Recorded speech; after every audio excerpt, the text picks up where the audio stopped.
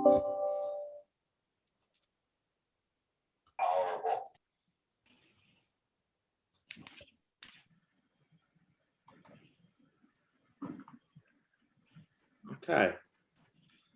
Anyone else? Michelle, we waited for? No, I think we're good. Okay. Welcome back. It's great to see everyone. I think we just need to make sure we turn on YouTube as well. But ready to go? Yep. Let me know when we're live. Yep, we're live. Okay. Welcome to day 2 of our February video conference. It's great to see everyone. Could everyone just put yourselves on pause if you're not speaking at them? I mean, on mute if you're not speaking. So today is Auditor Reporting Day. Before we start, welcome to all of you. Welcome to our observers watching the stream. Welcome to our official observers. I want to say Happy Lunar New Year for those who celebrate Lunar New Year. We have a few apologies tonight. I think Chun-Wee is absent, Lynn is absent, Sylvia will be speaking for her if necessary, and Imran is absent. They may join at some point, but they send their apologies due to pre-existing conflicts. And we're gonna devote our whole energies to the issue of auditor reporting today. So Dan is really gonna be the ringleader tonight, but just to remind you what we're trying to do today is we're gonna break this discussion up into sort of 4 areas: key audit matters, 1, 2, going concern and other elements, 3, other information, and 4, additional information and other engagements. And we're going to cycle through questions 1 and 2 for both of them. And then we're going to ask a third question separately, whether the board agrees with the proposed way forward. I found the paper really well done and very clear. So thank you, Dan and team, for all your work and for everyone who was associated with the preparation. And if I don't have any objection, I think I'll just turn it straight to Mr. Fix-It himself, Dan Montgomery. Well, thanks very much, Tom, and hello to all of you. It's really hard to believe that it's been a year and a half since the board last was updated about the post-implementation review. But as you can tell from the materials that were provided for this call, the working group and staff have been busy since the last discussion in June of 2019, and looking forward to getting the board's input today, as Tom described, on what we've heard from the stakeholder survey, the other information sources, and what the working group should be focusing on as it progresses its work. I would like to acknowledge the members of the working group, board members Chun-Wee and Sachiko, and TAs Jamie and Sylvia. It's a great group, hardworking, provide great input, and frankly have had quite a number of years of experience working with auditor reporting. So it's just a wonderful group to work with. Likewise, acknowledge the incredible efforts of the staff, Kalina and Armand, and thanks to them for the great work on all of the papers. Also want to thank Willie for his helpful input and suggestions on the development of the stakeholder survey, the information gathering process, and the materials that we're discussing today. The focus of this discussion will be the main issues paper. It's agenda item 3. There were 2 supplements that were provided to the board: Supplement A on the scope and key findings from the academic research review, and Supplement B on the summary of participant feedback from the virtual roundtable session. These supplements will not be discussed separately. The working group thought that the best approach for the board was to include relevant points from these information gathering sources in the main paper. So the various sections of the paper, as you noted, have key points from those 2 supplements that either support or supplement what we heard from the stakeholder survey. We could go to the next slide, please. Just a quick word on these information gathering activities. This is what the working group has been up to for the last year or more. The academic literature review was quite a detailed process. There was an initial list of 52 papers, research papers, thanks to the researchers from the University of Dayton for their help in compiling that initial list. And then a deeper dive was taken on 36 of those studies, many of which focused on key audit matters, as you might expect.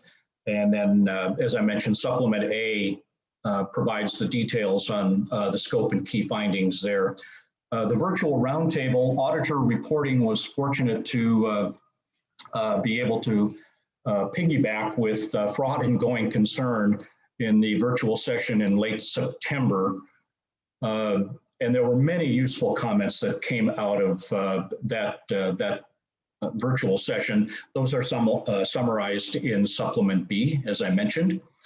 Other activities included a desktop review of the status of adoption of the auditor reporting standards around the world. There was a survey that was done with help from IFAC. And the results of that were summarized in a project update issued in about a year ago in January of 2020. So the survey, if we could go to the next slide, actually a very good response to the online survey, 148 responses. On the positive side here, there was a good number of responses from I'll call it the public interest stakeholder groups, investors and other users and preparers and those charged with governance. So that was really great to see. There was good geographic coverage as well. I will note that footnote 5 in the paper mentioned that there was some regional concentrations in the responses, notably from South Africa and Canada. And staff and the working group have gone back and did a further analysis just to make sure that those concentrations didn't skew the results in any way or affect the key takeaways. And we can confirm to the board that those concentrations did not have an effect on the overall results. I also would point out that the survey was structured based on broad stakeholder groups, and it wasn't directed to specific sectors. Now, having said that, we did get responses from 8 public sector organizations in 6 countries. There are a handful of references to the public sector in the issues paper, and the working group will continue to consider sector-specific implications, including for the public sector, in its further work. I just wanted to point that out. One final point, this is on section 2 of the paper. There was a supplemental question in the stakeholder survey on the effects of COVID-19 on auditor reporting. Those findings are summarized in Appendix 2 to the paper. The real takeaway there was that it's too early to draw any substantive conclusions, that perhaps a better analysis can be done after the 2020 reporting season.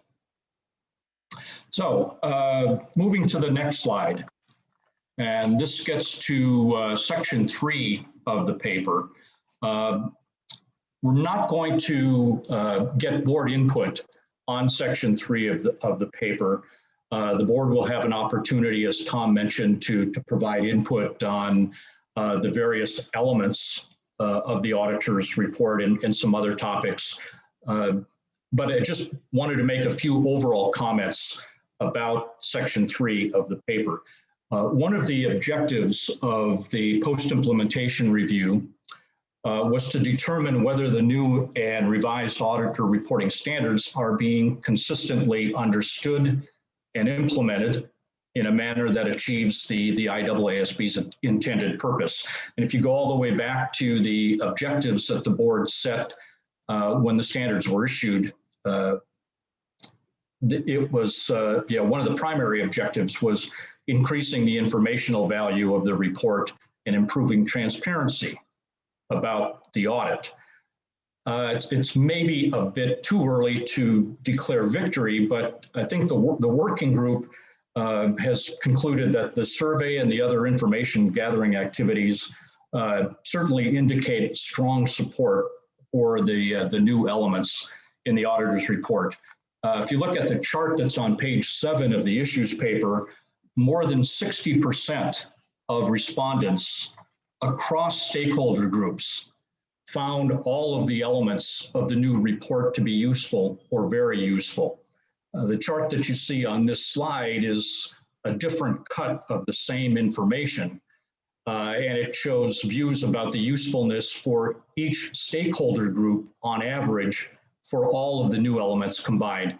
And clearly there's much support when you look at the information this way as well. Now, this isn't to say that there aren't any negative comments or concerns that have been expressed. There have been.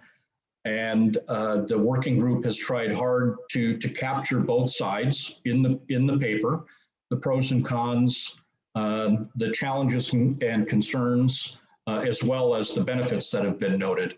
But certainly on balance, the information is indicating very good support for the changes to the auditor's report.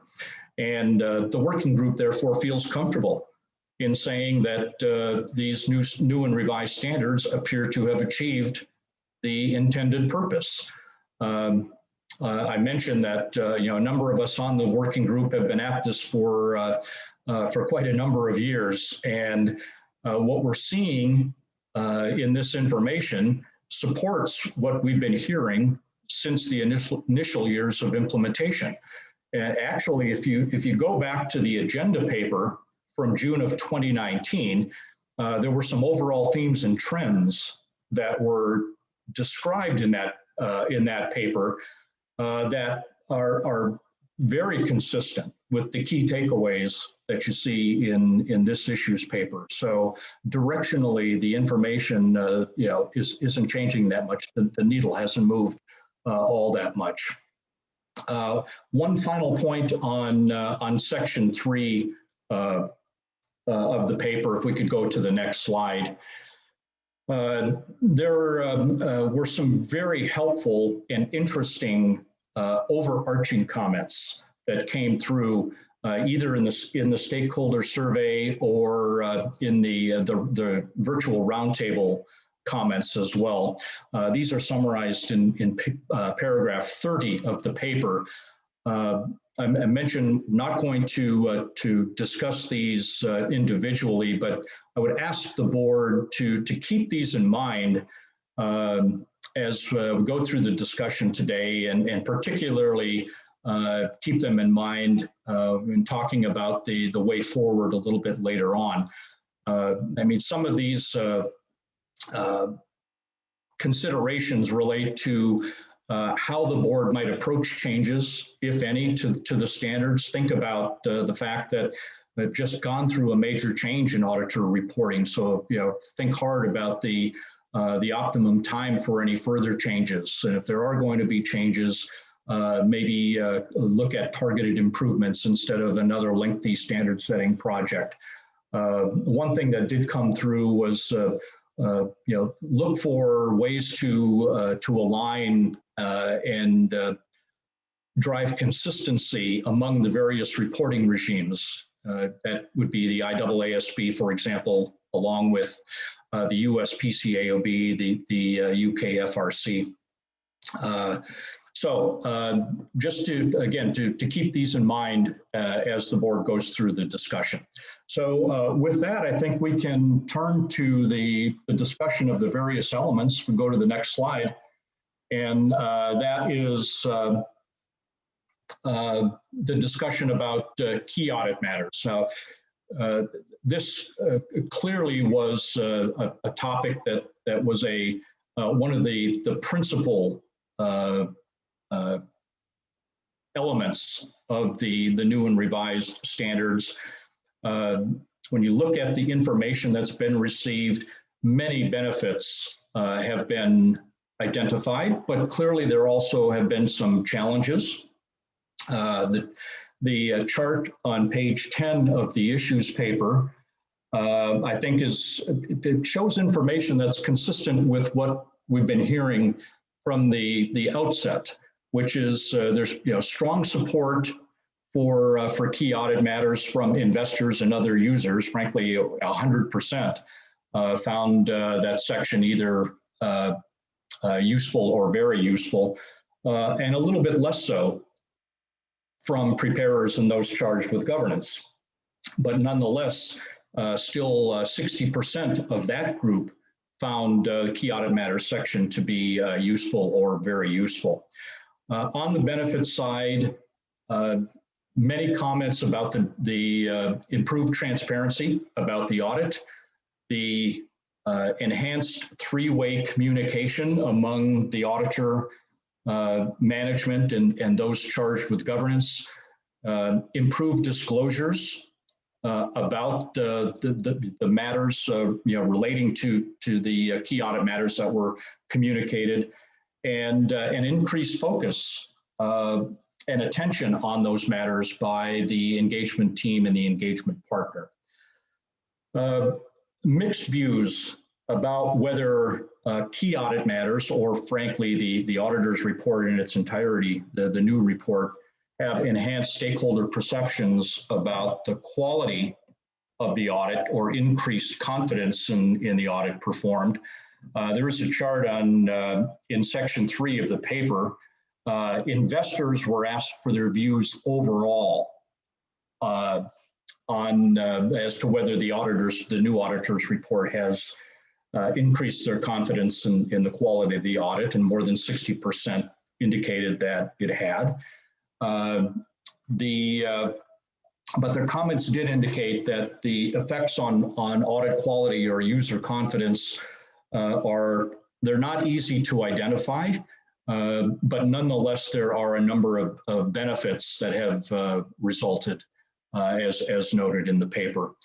On the challenges side, consistently the message has been the biggest challenge is avoiding boilerplate language in the description of Key Audit Matters, finding ways to keep the description and that section of the report fresh year over year, making sure that auditors are describing Key Audit Matters in a concise way, avoiding non-technical language to the extent possible.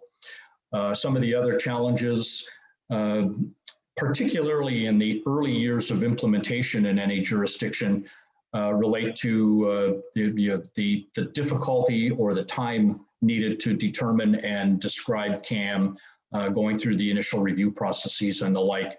And those challenges have seemed to lessen as time goes on and everyone has more experience with Key Audit Matters. If we can go to the next slide, please. Some of the other aspects relating to Key Audit Matters. One of the things that was talked about, that the board talked about throughout the process leading up to the issuance of the new standards was whether there should be a description of the outcome or findings from the audit procedures that are performed with respect to those matters. For users in particular, they find that information helpful. Some have said that Key Audit Matters really are incomplete or inconclusive without some kind of a description of the outcome. Not surprisingly, over 80% of users and regulators find the outcomes or findings to be useful or very useful. But the fact remains that there are only a few firms that are describing them, and it's more prevalent in a few specific jurisdictions. Really started in the UK with a handful of reports, and has extended a little bit there, and has caught on in other jurisdictions around the world as well. The other question that was asked in the survey was whether Key Audit Matters should be extended beyond just listed entities. And the information that came back suggests that there is some support, actually quite a bit of support in some cases, for extending CAM or making CAM mandatory for public interest entities. But in that regard, some of the same concerns have been expressed that have been expressed from the outset. A common definition of PIEs would be needed for this purpose. And even if there was a common definition, some have indicated that it still should be a jurisdictional decision as to whether to extend CAM to PIEs. For example, some jurisdictions have indicated that there could be a number of smaller entities that meet the definition of a PIE, but for which Key Audit Matters may not be as useful, just due to the nature of the entity. So in this regard, certainly the working group has been following the IAASB project on PIEs, and will continue to do so, and will continue to liaise with that task force as we go along. With respect to whether CAM should be extended to other types of entities, and then the survey focused either on extending to all audits of financial statements, or asked for whether there's other types of entities for which CAM should be communicated. There's not as much support, frankly, for extending CAM to other types of entities. There are pockets of support for certain types of entities, for example, financial institutions. And I'd also mentioned that kind of from the outset of the auditor reporting changes, there has been support from the public sector. And certain jurisdictions already have extended CAM to certain types of public sector entities. So that certainly is out there, but on balance, the level of support is not as great as it is for PIEs. Also mentioned in the paper, there are some questions that have arisen about the difference between the Key Audit Matters section, emphasis of matter and other matter paragraphs, and the section on material uncertainties relating to going concern. That's also described in the next section of the paper, and frankly, maybe best talked about by the board when we get into to section 5. But for now, that's all I wanted to say, Tom, on in terms of setup on the Key Audit Matters. The paper has many more details, and the information is should speak for itself there. So time to get the board's input on the first couple of questions relating to Key Audit Matters. We go to the next slide. And as Tom mentioned, for each of the rounds, we're going to be asking the board for their views on the summary of what we've heard from the stakeholder survey and the other information gathering activities as it relates to CAM, including the key takeaways that are described in the paper. And importantly, what areas the board believes the working group should be focusing on, or perhaps may need to do a deeper dive on in coming up with its recommendations to the board. And then finally, whether there are any other matters that the working group should consider along the way. So Tom, I'll stop there and can open it up for board input on key audit matters. And just a reminder, as Dan said, on issues related to going concern and overlap with other areas, we'll defer that to specifically the going concern section. Is that right, Dan? Yeah, I think, Tom, it may be more relevant to that section, because the questions and concerns that are coming up really start with going concern and relate to how that going concern overlaps with key audit matters or the emphasis of matter paragraph. So it's really more related to the going concern section of the auditor's report. Yeah. Okay. Any reactions or comments on questions 1 and 2 with that proviso? Isabel.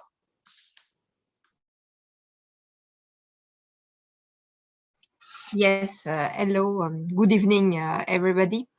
Thank you, Dan, and welcome back, and thank you for this great summary.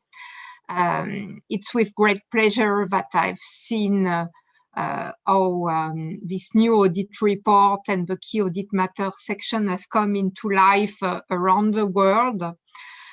We were together, and at that time I was as technical advisor assisting Cedric Gellard in the task force.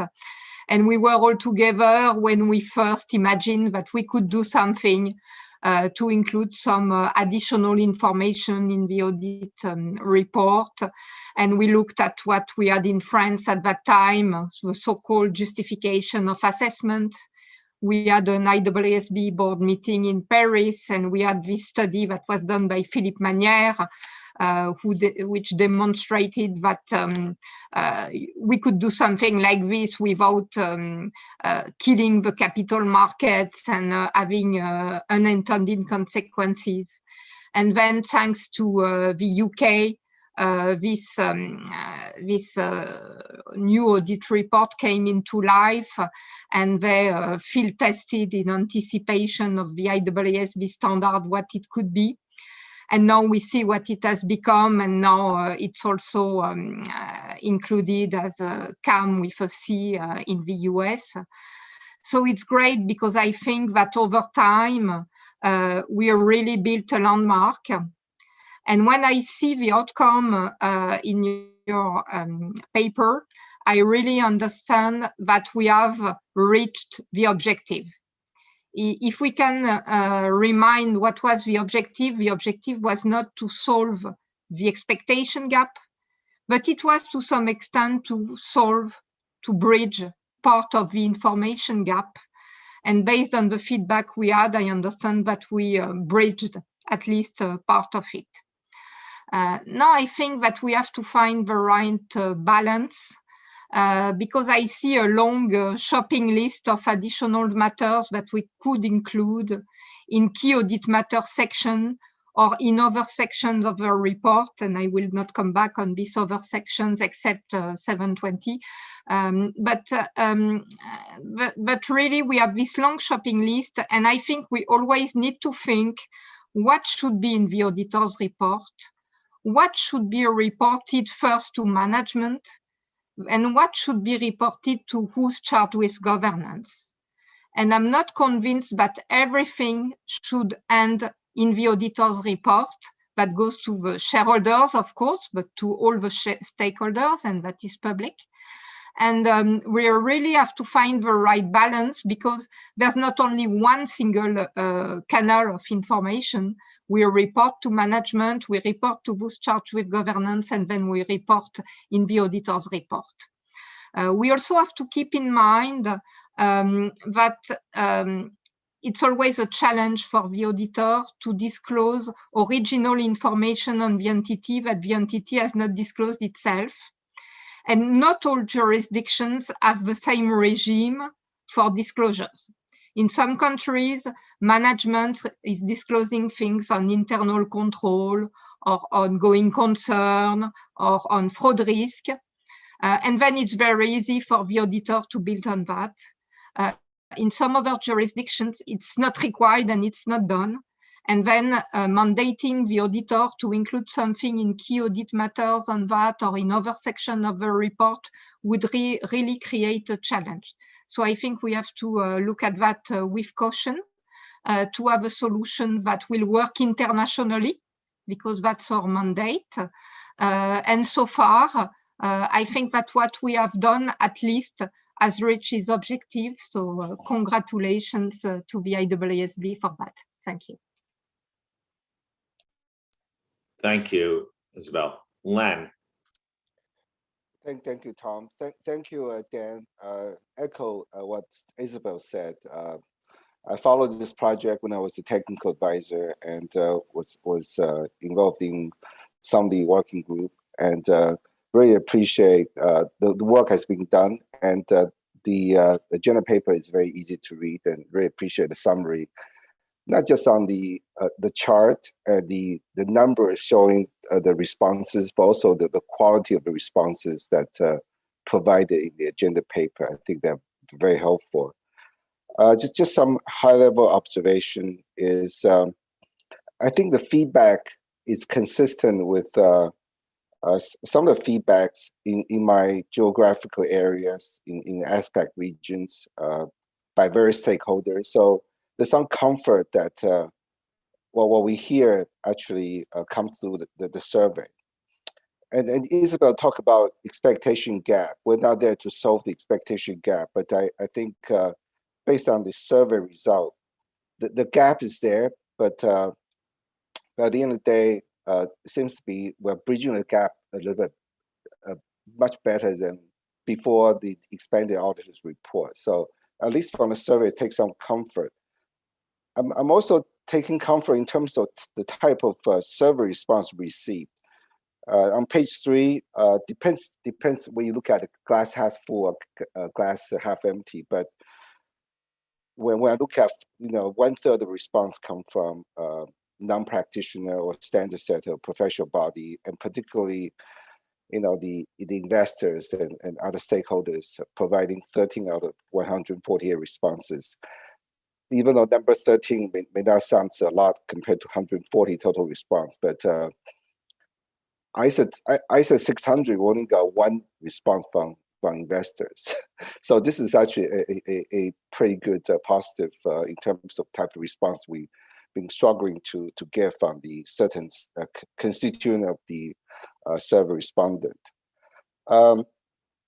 Maybe a couple of areas for suggestion related to CAM. I think your survey results and also analysis very much on point in terms of boilerplate and in terms of some of the challenges, in terms of practitioners struggling with the wording, and also some suggestions about write it from a user perspective rather than auditor perspective. So a lot of work, I think, needs to be done, continue to monitor, consider that a number of jurisdictions have not implemented the audit reporting yet.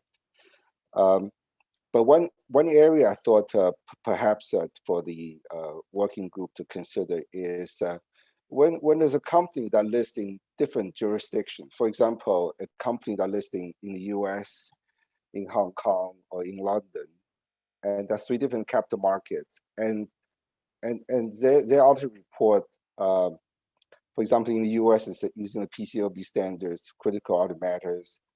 In London or in Hong Kong, or maybe if the company also listed in China, they use ISA aligned standards.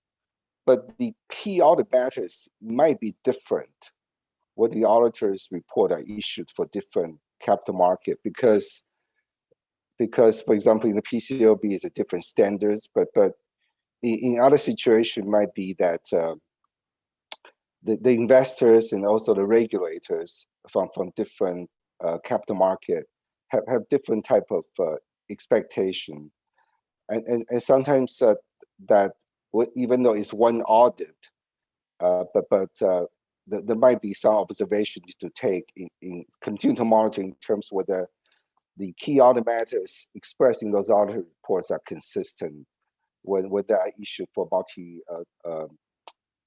capital market listings for end users. And some company might have different those in charge of governance for each type of capital market listing. So how they respond to key audit matters might be different. So it'll be something that's worth considering in terms of a next step doing more research. One other suggestion is I actually went through a number of the academic papers that you listed in Supplement A. One of the things I know is a challenge that all the papers there are English papers, academic research paper. There are actually quite a few non-English academic papers being written on some of the areas of focus. So I'm not sure the challenge is getting translation, but you know, maybe getting some summary or actually kicking out I guess focus on maybe that maybe other paper might be useful for our work going forward. So with that, thank you very much for the excellent work. It's great to see you know, the standards being implemented and the type of responses we hear from the stakeholders. So appreciate all the work. Thank you. Diane? Thanks, Tom. First of all, you know, I thought the paper was extremely well done, and I think the collection of responses that you got was really robust and provided a very, very good feedback. A couple observations. I think the couple of the points that were raised are very fair. I think there's a risk that the CAMs could become boilerplate. So one of the things to think about, and I think this is where you'll get to as one of your questions, is potentially some additional follow-up that's done where you can benchmark and you can compare and contrast companies' CAMs from one year to the next. And again, without maybe building a missile, but do some sort of monitoring to see, do we see that trend? Because I think that would really be a disservice to the spirit of what we're trying to accomplish, which is honest to goodness, transparency, clearly communicating what are the areas of focus by the auditors, what are the most subjective, the most challenging aspects of the audit. And I would hate for folks, you know, to step back and it become very rote and very boilerplate. So I think we should think about what type of ongoing monitoring we want to do and trend analysis. I think, I don't know if you had a crystal ball, but I think it's interesting, given what's going on with COVID, that this was set in place, because I do think as these year-end audit reports come in over the next couple months, I think looking at the COVID disclosures will be very interesting. I know we've had a lot of discussions about trying to remind folks that COVID itself is not, you know, the matter. It may be how COVID is affecting some of your areas of judgment that are now heightening those, and not to, again, kind of put it behind the screen of COVID. Is it really a going concern issue? Is it an impairment issue? And I think it'll be interesting to see how this all plays out over the next couple months. In terms of the one area that struck me a bit as something that I was quite keen to watch was there was an interest raised, or at least a question raised, and an interest from certain parties to understand what the outcome of the CAM was. And I think that's a bit of a slippery slope. You know, the purpose of the audit opinion is to sign off on the financials taken as a whole, a complete set. I think if you begin to provide specific resolutions to each CAM, you're starting to get into, it's not the proper wording, but a piecemeal opinion. You're starting to provide opinions on specific elements of a financial statement, a process, or an account. And I think that's something we just want to watch, because I'm not sure that conveys the spirit of auditor reporting when you're providing clarity or conclusions on specific elements. So that would be the one that I think we just want to watch. And I think that's it for me. Thank you. But again, really well done. Thank you. You know? Yes, thank you, Tom. And Dan, many thanks for you and your team for providing a great paper that brings a fair bit to the surface and gladly also is recognizable from what we've heard in practice from investors, other stakeholders, and the years of experience that we had with it, particularly in the territories that have adopted this fairly early, of which the Netherlands is one. I think, and particularly the potential for boilerplate camps and some other areas, I think are valid. And clearly they are, because it is in the feedback. But I was wondering whether this, well, I think that probably should drive to some type of feedback statement from the board, articulating those matters where the auditors need to be mindful of keeping their camps fresh and bringing some of the considerations to bear, as a reminder how we bring this, keep this fresh, at least for the short term, as we may think about this a little bit longer. So that's really the only point I wanted to make, but thank you very much. It was very insightful. Thank you, Ada, for raising that final point. There comes a question in my mind is, whose responsibility is it to make sure that the CAMs don't become boilerplate, and what our role is in it? I think obviously the hope is that the primary responsibility is with the drafter of the CAMs, and that standard setters could point to what we expect it to be, and regulators and overseers could enforce that. But hopefully we're pretty clear that things should not move to boilerplate ever. But I think you raise a really important point, and how we could encourage people not to use boilerplate after several years. Keeping them fresh. Kai Uwe.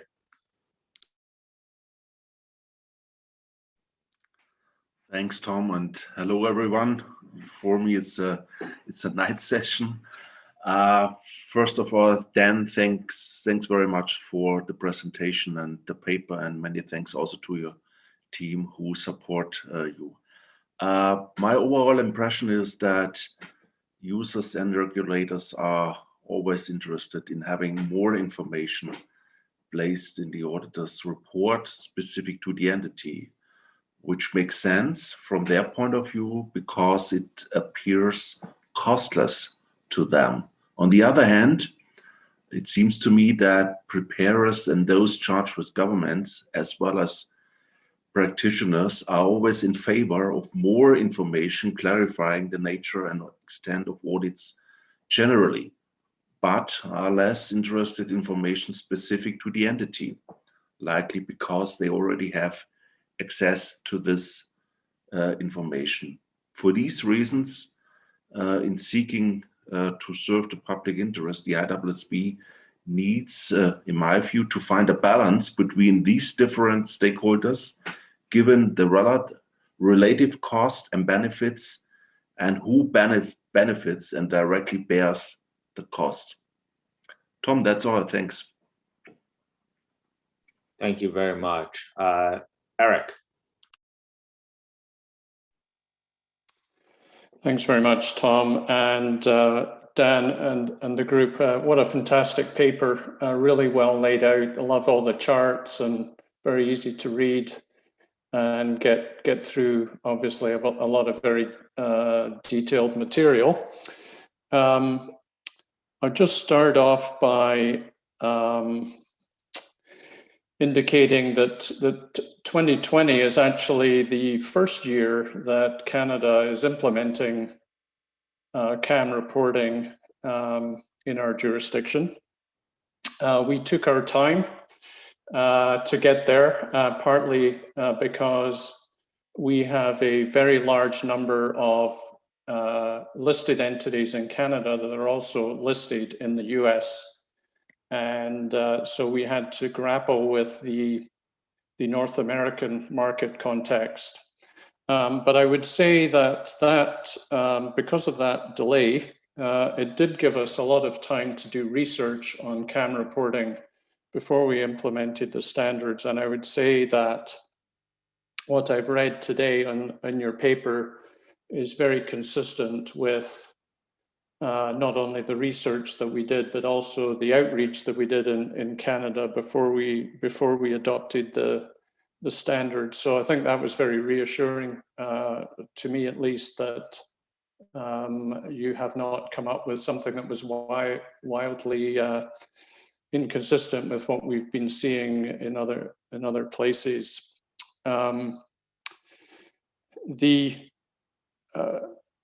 Just a couple of other points. I know there's been a mention somewhere about trying to harmonize globally the auditor reporting standards, including the PCAOB and the FRC.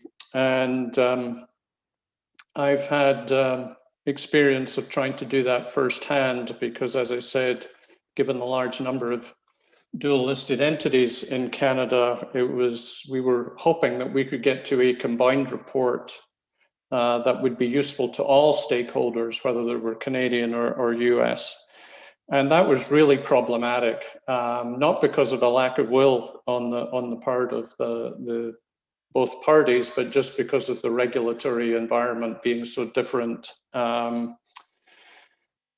And we still have to grapple with the big, the capital K CAM and the capital C CAM environment.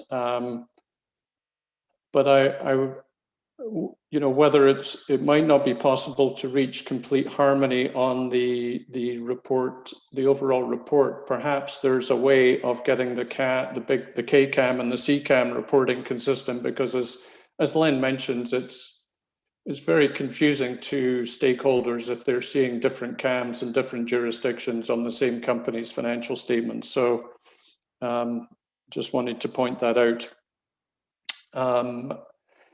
We've also, as we went through the process of adopting the international standards and talking about listed entities, there was a lot of debate about different listed entities and the value of CAM reporting for different industries, whether it happens to be investment funds or whether it happens to be smaller mining companies and so forth.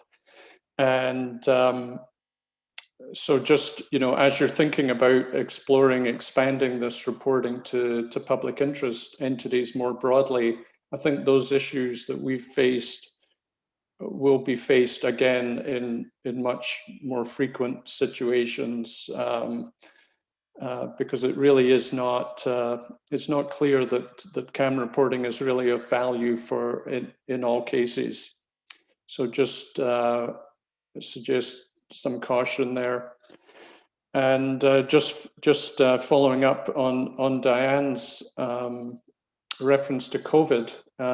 As I said, this is our first year of reporting CAM in Canada, and we're going through COVID reporting at the same time. And so it will be very interesting to see how that process works through in terms of the value of CAMs and how everybody deals with that kind of reporting through this environment. I think that will be very educational for the future of CAM reporting. That's all I'd like to say. Thank you again, Dan. Thank you. We see some common themes emerge here about some caution about drawing too much conclusion yet, but pleasure that they're seeming to have their intended effect. Some concern about not overstepping boundaries in this regard. Some sense that we could use the current environment as sort of a stress test on whether these are actually working. COVID provides a pretty good stress test. Some desire to look at convergence issues, so to speak, of whether, not saying that we have to harmonize standards, but is there any way to get consistency between the K CAMs and the C CAMs? So all really interesting points. A few points around about the boilerplate issue that was raised before. So really good input and focus already. Julie? Thanks, Tom, and thanks, Dan, and to your group, because it was very obvious from the paper how much work had gone into collecting all of this information over a long period of time. And it resonated really well with me. And I've shared some of my, as Eric described, the Canadian experience. I'm living it as well. So some of his comments resonated really well with me too. And I think you had a heading in section 3 of your paper that said broad support or support for the auditor reporting standards. And that's definitely my feeling towards it, and definitely the feeling that we heard from some of our stakeholders when we did our preparation for the call. So I would say definitely in agreement, and in agreement with how you've summarized the point so far, in particular around CAM. Maybe just a couple of points. With respect to CAM, what we heard from some of our people we did outreach with was that it was a fantastic change to the auditor report to have CAM, and it really allowed the auditor to tell the story, so to speak.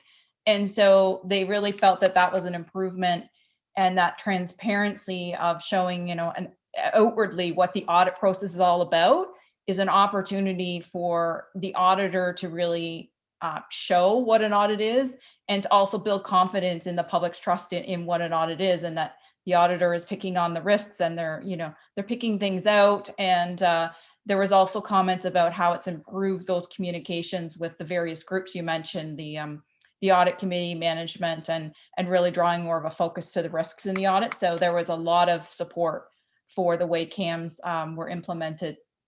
It's interesting on the convergence point with, and this was with particular to the CCAM reporting and the PCOB standards. It was highlighted as a challenge, just as Eric mentioned, having reports that have different CAMs in them doesn't really seem to make sense for the same audit. But I would say when pushed, the folks that we were talking to said that they really preferred the more principles-based ISA CAM way of reporting, as opposed to what they viewed maybe as a little more constrictive approach for the PCOB standard. So for what that's worth, I think they were saying, if there was a convergence, we wanted to make sure we kept it principles-based to really allow for their transparency and not have anything that might be out of the bounds of a CAM if we tried to converge too much, I guess was their caution to us.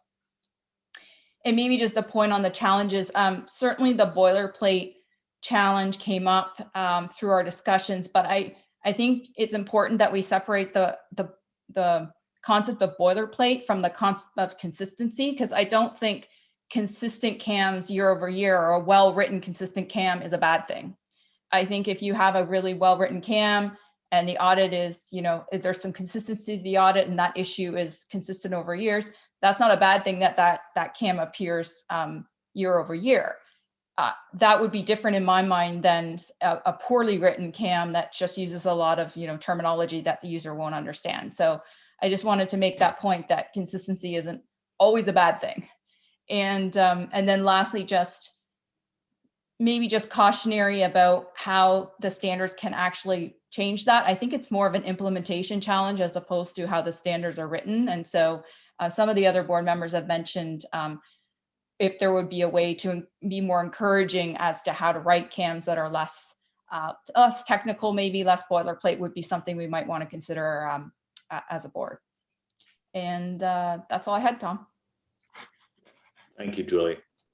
We have five more interventions to go. For Yosh. Thank you, Chair, and thank you very much for good presentation and good paper. And I have, in general, the feedback obtained from the post-implementation review as summarized Agenda 3 is very informative. I appreciate the timely, I appreciate the working group for the timely release for feedback to update the project. This will improve the transparency of the IAASB activities. I have two comments. As mentioned by Dan, paragraph 33, there is feedback that it does or does not contribute to improving audit quality, as it is impossible to measure audit quality objectively if we do not know what this respondent assumed as a proxy of audit quality, we cannot find out the direction to enhance audit quality by the audit report improvement, I think. The second one, I think the relationship between Key Audit Matter and Going Concern section was clarified when the ISO 701 was established. However, when there is a material uncertainty arising from COVID-19, I suppose that the intended users might expect that the auditor's response would be described in the CAM or in the Going Concern section as one of the responses to the expectation gap. It is important to analyze the root cause, whether the cause is based on the lack of understanding by users or the ambiguity in the way the standard is provided. I think. Thank you. That's it. Thank you, Coach. Roger. Yeah, thanks. Let me echo the compliments to the working group, yourself, Dan, Kalina, etc. Excellent paper. One of the interesting comments for me is that everybody's saying that it resonates and is consistent with the jurisdiction. We don't usually hear that. But again, the feedback from our jurisdiction is, again, the themes have been captured and captured very well here. So there is a consistency. And as soon as I hear a consistency, that tells me that there is a need for international solution as distinct from regional solutions in that regard. Just a couple of observations for the task force to take forward.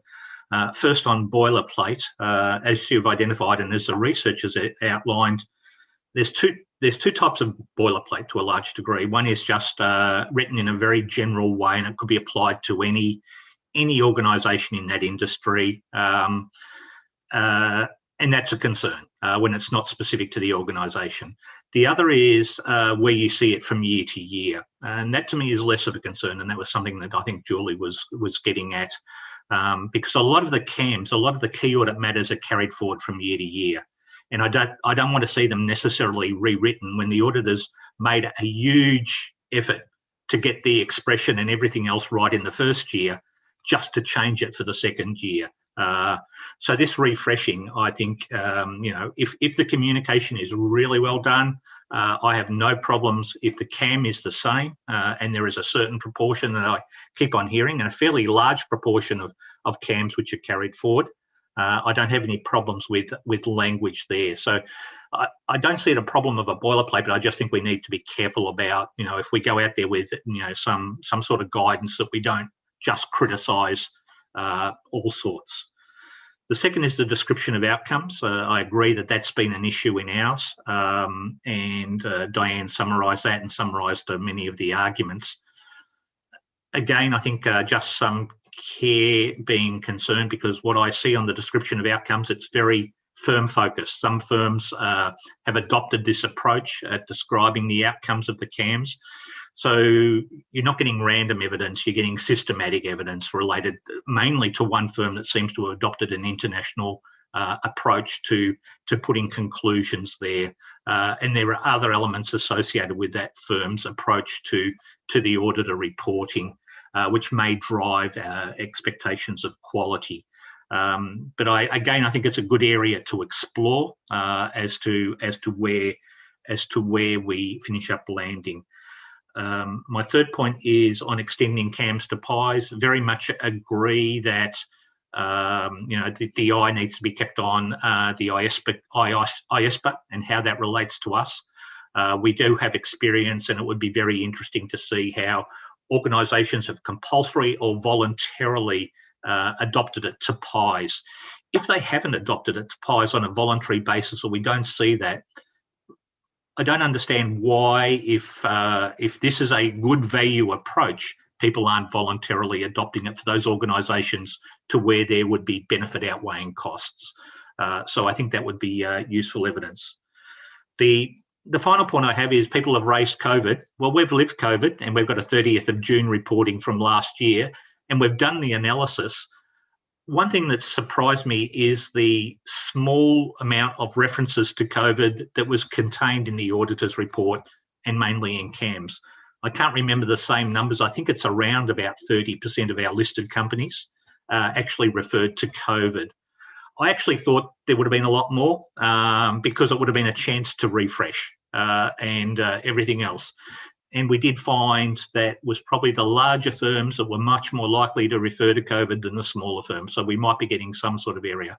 But some firms have already lived that area and we can capture that information and systematically report it back to you, so as benefit. But I don't see, again, necessarily these things changing the standard. It may be that we get guidance out there or interpretations in those areas, but those were the areas or themes that were coming through to me that the task force could pay attention to. Thank you. Thank you, Roger. Ty? Thank you, Tom, and thank you, Dan, for the presentation and for the working group for the paper. I think most of my comments have already been said. Looking at the paper, it resonates, as others said, it resonates very much with the what we heard and seen in our region. I think, as Roger just described, that the boilerplate issue to me is more about the text not being specific to the entities rather than being repeated year to year. And from what we saw after the first years, it seemed like the firms more or less developed their own standard text that got used rather than them being specific to the entities, which I think would be it's not a good thing. And then on the outcome base, I think, as others said, there's only been a few in our region that has reported on outcomes. But I very much agree with Diane's summary on what should be cautioned on that. And on PIEs, you can see that there are quite a big jurisdictional differences, and that CAMs are required already in some jurisdictions for PIEs.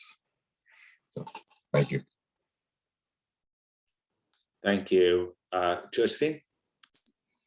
Oh, thank you. Excellent work, Dan and working group. Absolutely fantastic summary as well. I did go through the papers and I thought you did that really well. So echoing others' thoughts on that. Maybe some repetition as well. Consistent messages to what we heard in the UK. I mean, we started out a bit earlier and we did 2 turns of this, but still those same messages were coming through.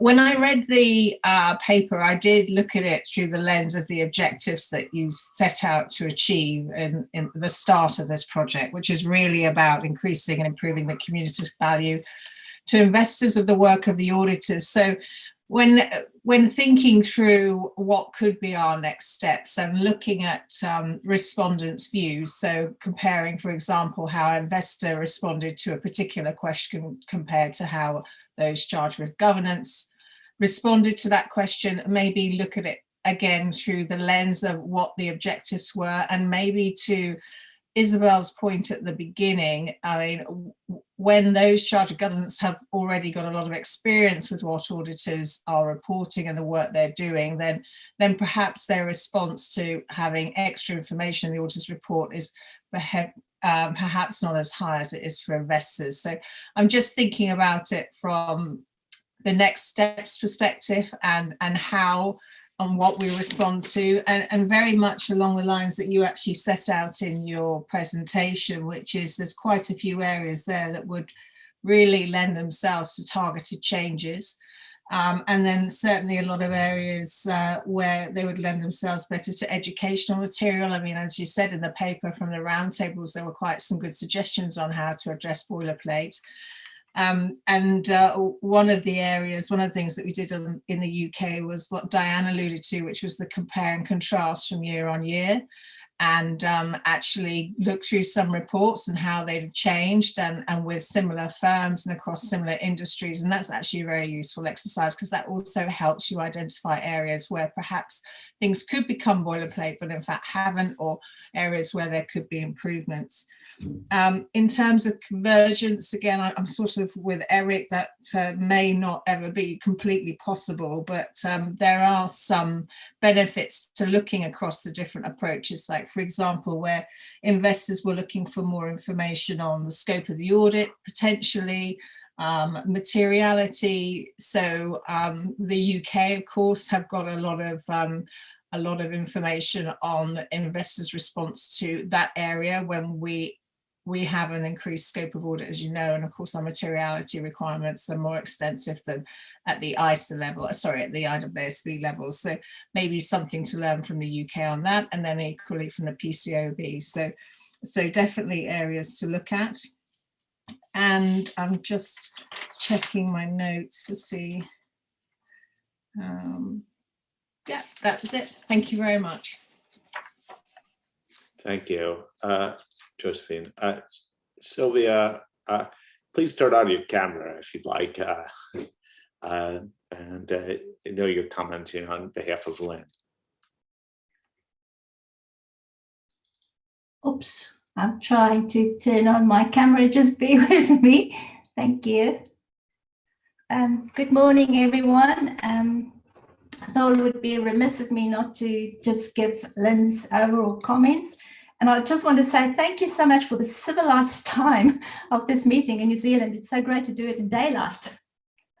So firstly, Lynn said, congratulations to all involved. It was very well done, very good work. She's particularly impressed with the high number of responses received and the quality of the outreach that had been done. She felt that the results would be very useful for those just implementing Key Audit Matters, and she hopes that they will be formally published. She notes the overall positive response from the investors, so she believes the revisions have hit the mark with the stakeholders. She also notes the academic research is largely consistent with the survey and suggests the standard is useful, and that this does not need a major revamp based on the survey results. She also feels that both the fraud and the going concern work will benefit from these results. Some specific areas that she noted, key points about the Key Audit Matters. Firstly is to do with she's not surprised about the differences of opinion on materiality and conclusions on the individual claims. Again, that is very resonant of what we've been seeing. But it is an area to look at, but she doesn't think it would hurt for those to develop naturally and to let it go. The other one is the scope of the Key Audit Matters. Definitely to look at that. She would prefer for a much wider range of entities for Key Audit Matters to apply to, particularly in the public sector. And I just want to note that in New Zealand, we have already gone further than just listeds. So thank you. That's the comments from Lynn. Thank you, Sylvia. So Dan, I think that wraps it all up in terms of comments. We got a full round there. As I said, I summarized some of the themes earlier, and we saw a building on some of those themes in the final few comments as well. Back to you for any reaction. Yeah, thanks, Tom, and thanks to all of the board members. First of all, for all of the very kind comments about the work of the working group. Much appreciated, and also much appreciate all of the great input and suggestions. Tom, you did a great job, I think, of summarizing earlier some of the common themes that have been coming through in these comments. I think in the interest of time, I'm not going to go back and re-summarize these points, only pick up on a couple, and that is one related to outcomes. Clearly, that's still an issue that's out there and on the minds of investors in particular, and regulators, and it mentions jurisdiction specific. But the point that Diane made was the discussion point for the board going all the way back to the development of the standards, and that's the concern that the auditor's report is on the financial statements as a whole, and the concern about whether outcomes or findings in describing key audit matters really starts going down the path of piecemeal opinions. So that concern has been there for quite a number of years, and certainly worth considering as we go forward in thinking about more about outcomes. The other point that came through from a few board members was the notion of boilerplate versus consistency, and another matter or issue that the board has wrestled with way back when. And I think the agreement was that, as Julie explained, that there really isn't anything wrong with consistency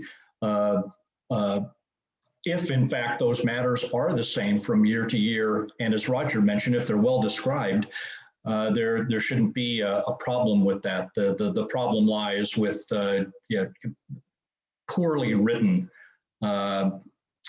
key audit matters, not really describing in enough detail what's been done and why that matter was identified as a key audit matter. So that'll be something else that the working group will be focused on. But Tom, for now, and so we can move on to the next section, that's all the comments that I would make on CAM. Thank you, Dan, and thank you all. Okay, the way we'll plan on this is go through the next section. We assume that'll take about 20-ish minutes. We'll take a short break afterwards, and then conclude following. So Dan, maybe you'll set up this next section for us. Yours sort of gave us a good intro to it, and sort of the similar comments I'm expecting to hear from many people on going concern. But I'll let you contextualize it a little bit more. Yeah, thanks, Tom. If we can go to the next slide. This round of discussion from the board is focused on the next two sections of the paper, Section 5 on going concern and Section 6 on other elements. It was really done for for convenience purposes, but the focus, I think, of the discussion certainly is on the going concern section. A handful of points to note from the paper. The biggest change, if you will, coming out of the revised auditor reporting standards was now the inclusion of a separate section of the auditor's report when a material uncertainty related to going concern exists. And that compares with the previous required emphasis of matter paragraph. The board felt at the time that having a separate section would give more prominence and visibility to that particular matter if and when there was a material uncertainty that was being reported. And the chart on page 19 of the paper kind of supports that and shows a strong view of usefulness across stakeholder groups, although it is noticeably lower for preparers and those charged with governance. And there's a reason for that, and it speaks a little bit to the point that Kaiua made earlier, is that generally preparers and those charged with governance think that it's management's responsibility to make sure that information that's specific to the entity is being disclosed properly in the financial statement. So as it relates to going concern in particular, the focus was more on making sure that the disclosures about underlying conditions or events and management's plans to address them are appropriate and complete, and that it's the disclosures that provide more useful information for investors, at least from the perspective of preparers and those charged with governance. In terms of challenges, there weren't really any significant challenges that were noted, except for ensuring the adequacy and completeness of the going concern disclosures. There were, as noted in the CAM section of the paper, and it kind of flows through to this section, we mentioned it earlier, that there were some questions and concerns that have been popping up about how the separate going concern section differs from CAM or from an emphasis of matter paragraph. And despite the board trying very hard in the standards, and particularly in ISO 701 and 706 to describe the interplay between the CAM section and the use of emphasis of matter paragraphs. They were treading a little bit more lightly on how going concern fit into that, because there was there were a number of discussions and concerns that were raised about how best to describe close call situations when there in fact were underlying events or conditions, but the conclusion was that no material uncertainty existed. But even so, the evidence is showing that there's still questions about, do I report this as part of the going concern section? Should I put it in the CAM section? Is it an EOM? And I think there's enough confusion that anecdotally, in some cases, it's showing up in more than one place in the auditor's report, and that's introducing confusion for users. But there is some support clearly for finding a way to tell a more complete story about going concern, and whether that should be in the going concern section, or whether the CAM section or the guidance on CAM might need to be expanded a little bit to explain how best to do that. I mentioned the close call situations; those come through again in the stakeholder survey comments, as well as in the comments from the virtual roundtable.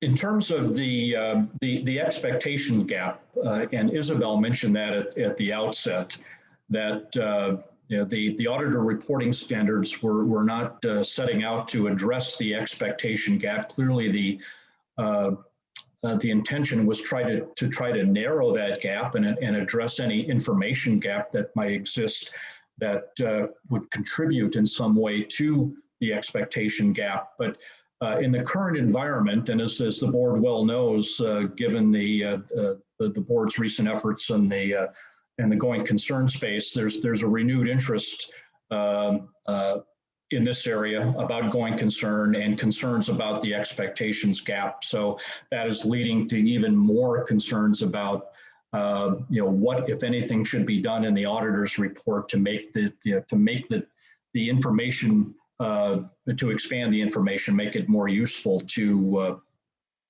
users. In terms of the description of management's and the auditor's responsibilities on going concern, there really were mixed views there. Some would like to see more. Others believe that would just make the report longer. As I mentioned, the IAASB had many discussions on this leading up to the issuance of the standards, and there were concerns about how best to do this. The terminology that was used, the appropriateness of the use of the going concern basis of accounting, and concerns that references to the appropriateness of going concern basis might be interpreted as saying something about the soundness of the entity's business model.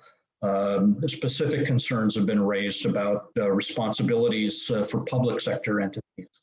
So the working group will continue to look at this area, and certainly will be interested in the feedback from the board's discussion paper on fraud and going concern, specifically as it relates to going concern matters. If we go to the next slide, just a quick overview on some of the other elements. And really, there was very strong support for the change in the positioning of the opinion section, putting the opinion first. The users said, well, that's what we look at first. They did say that they look at the rest of and read the rest of the report. But that the opinion provides context for what's in the balance of the body of the report. With respect to the other elements, I'm not going to go into that in detail now. You can look at paragraph 67 of the paper about some of the concerns that were expressed there. On the independent statement, useful, yes, but in some jurisdictions, there's more of an emphasis on the provision of non-audit services. And so questions about whether the independent statement might need to be expanded in some way. The responsibilities section, as I mentioned, some think that it's already makes the report too long. Others found it to be quite useful. And then the engagement partner name, some mixed views there as well. So that's the setup here, Tom. If we can go to the next slide, and the same drill as before to get the board's views on these two sections of the paper, going concern and other elements, as far as what we heard, the matters that might warrant further analysis or attention by the working group, or if there's any other matters relating to going concern or the other elements that the working group should be considering. Great. Thank you, Dan. Comment on the going concern and other elements of the auditor report. Wendy. Good, Tom, thanks. And since I didn't speak before, I will say great paper. I'm just gonna give a few thoughts that I have. I want to add on to the idea of additional information or some kind of data. Diane brought up about CAMs and trends, and I think I'd like to see the same type of data as it relates to going concern. How many times it's mentioned in the CAM, how many times it's a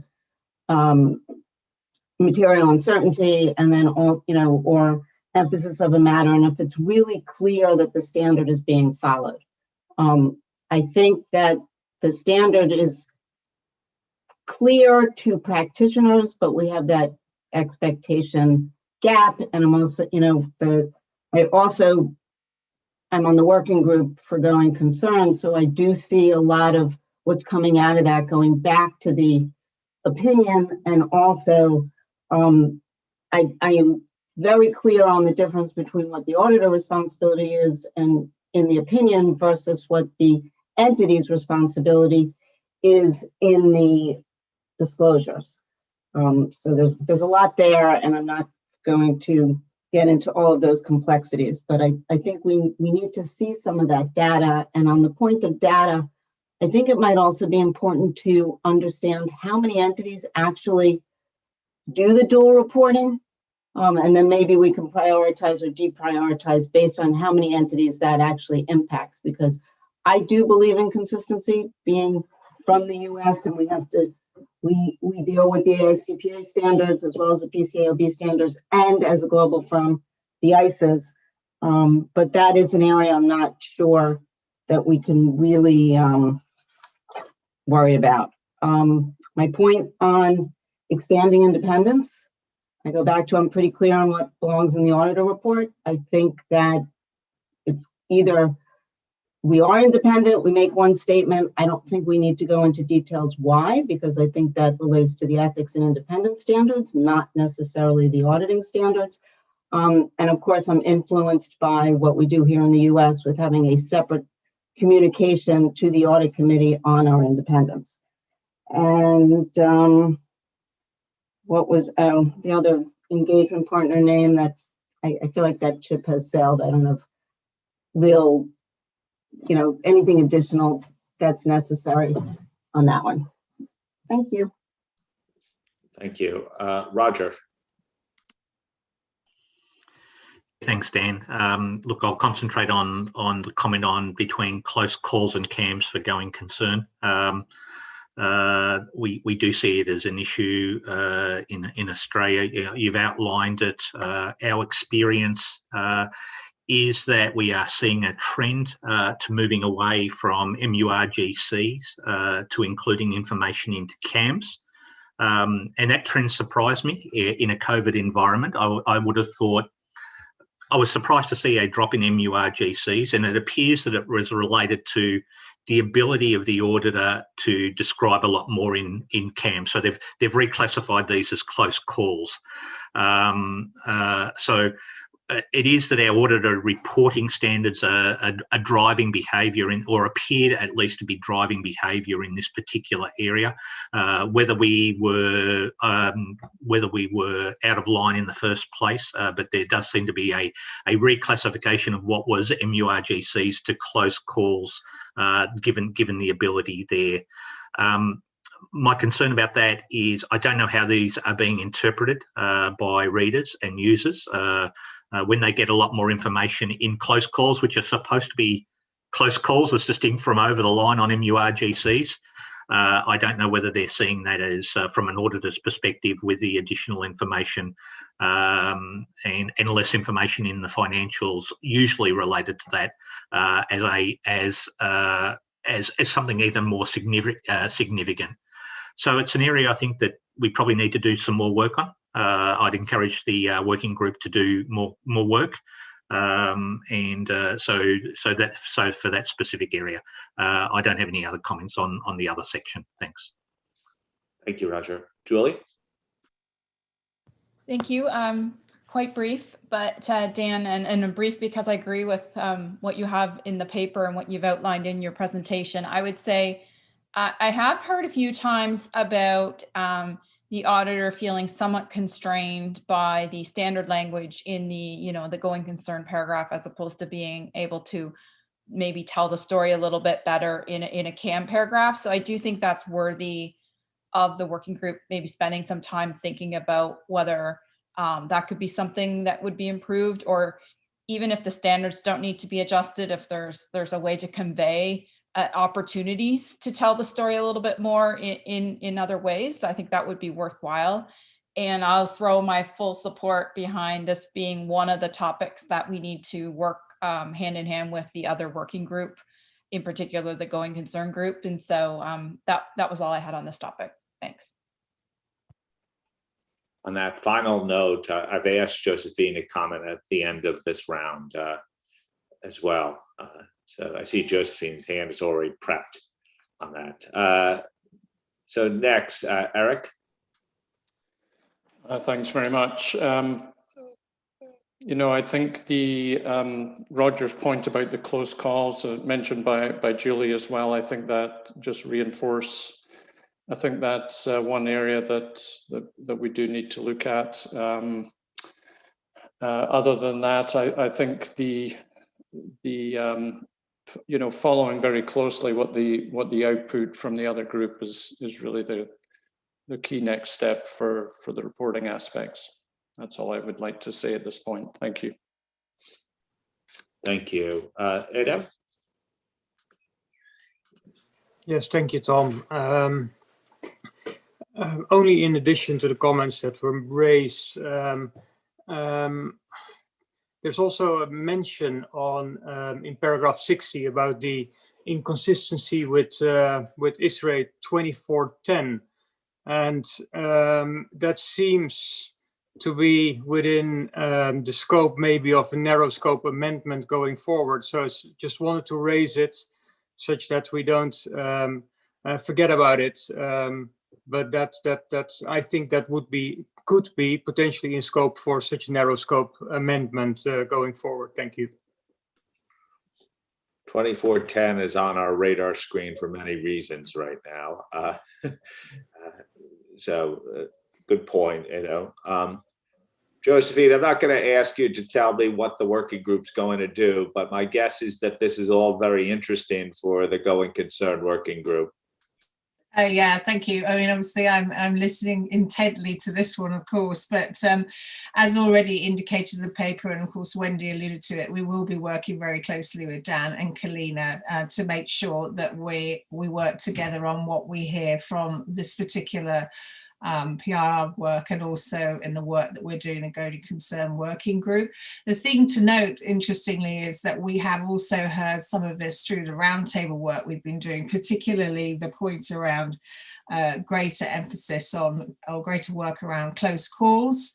That's cropped up quite a few times now. And also I'm thinking of expanding the material uncertainty paragraph in the more CAM style. That's cropped up many times also. In fact, even when we did the revision of the going concern standard in the UK, these were two areas that were mentioned there as well. So certainly taking all this on board, and Wendy's point, clearly we'll need to have a look at some more of these trends as well and build that into our research as we move forward in our working group. Thank you. Thank you, Josephine. And as you can see, the Going Concern project could be an avenue to pick up some of these issues related to auditor reporting, sort of a more surgical strike on this topic. Dan, back to you. Any reactions from your perspective on this area? Tom, I think the message is quite clear in terms of what the working group should be looking at. I do agree with Wendy that we should maybe take another close look at the specific data. I mean, that's to help us better understand what might be driving the confusion about how the standards apply in terms of which section the going concern matter should be, where that should be addressed, and that looking at a little bit more at the data might help in that regard.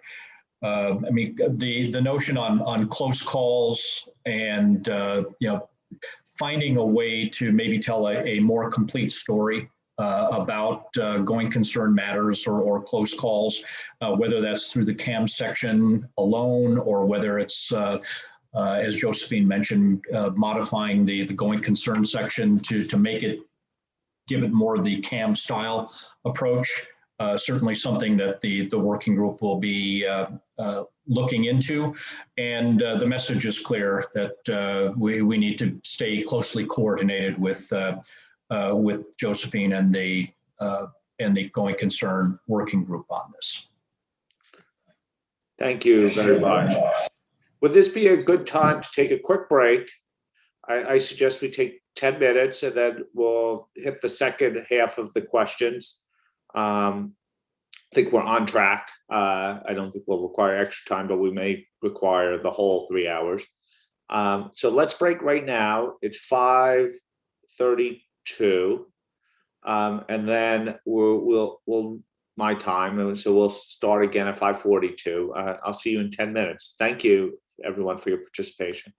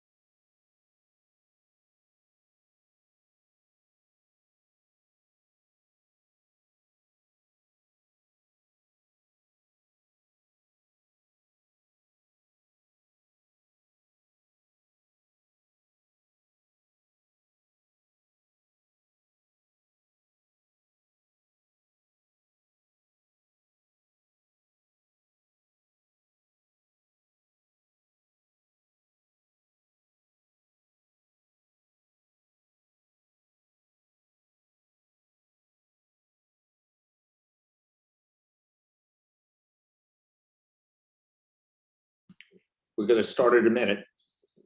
So.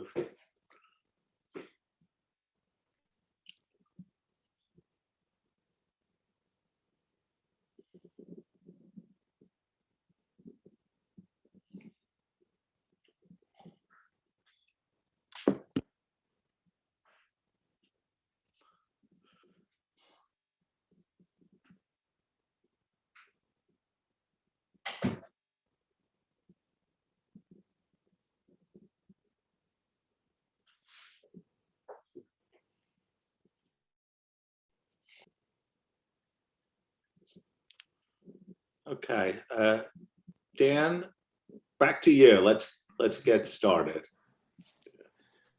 Okay, Tom, thank you. If we could go to the next slide, please. And this is section 7 of the paper, and the working group thought that we might tackle the other information sections separately. I think aside from the comments coming in on CAM and the various questions and concerns that have been raised, it's probably safe to say that other information is the area that has generated the most questions and challenges in the implementation of the new standards, in this case, ISO 720 revised. And that certainly came through for the in the early days of the working group, working on the initial frequently asked questions document that was issued. And you know, some of the toughest questions that were coming in even at that time were around other information. So in this area, a couple of points to note. It was interesting that the stakeholders that were maybe experiencing most of the challenges, that's practitioners and the national standard setters, also in the stakeholder survey indicated that they found the other information section to be useful. And I think probably a couple of reasons for that are coming through. There's a sentiment that this section does help to clarify the auditor's responsibility for other information and to point out to users that the opinion on the financial statements doesn't extend to the other information. Now, having said that, interestingly, less than half of the investors that responded thought it was clear that the opinion doesn't, or really said differently, weren't so sure that it was clear that the opinion on the financial statements doesn't extend to the other information. So that it's something that the working group will need to look at a little bit closer.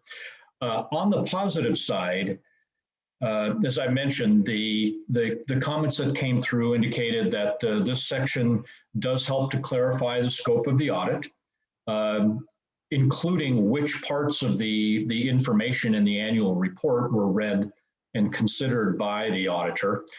Comments that the section is useful, but it's dependent on the timing and the availability of the other information, which kind of leads into the challenges with this particular section of the auditor's report. In fact, the other information may not be available by the date of the auditor's report, and a number of stakeholders, practitioners in particular, pointed that out. Also, it's difficult to identify which documents comprise the annual report. And this, as Isabel will remember, going all the way back to the discussions on 720, it's a lot of discussion on which documents comprise the annual report, particularly when there isn't one single document that includes the audited financial statements as well as the other information. Concerns were raised about the differential requirements on the other information between listed entities and non-listed entities.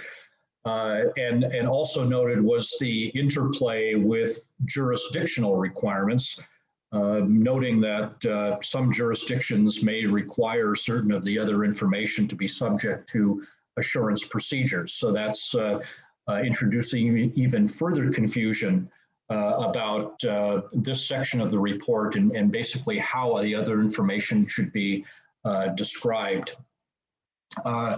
It was noted that in some cases, this section may not be as useful for investors and other users, that they do want to know if there were any material inconsistencies between the other information and the audited financial statements, or if the other information is materially misstated. Generally, there's nothing to report because any issues have already been addressed by the time the auditor's report is prepared.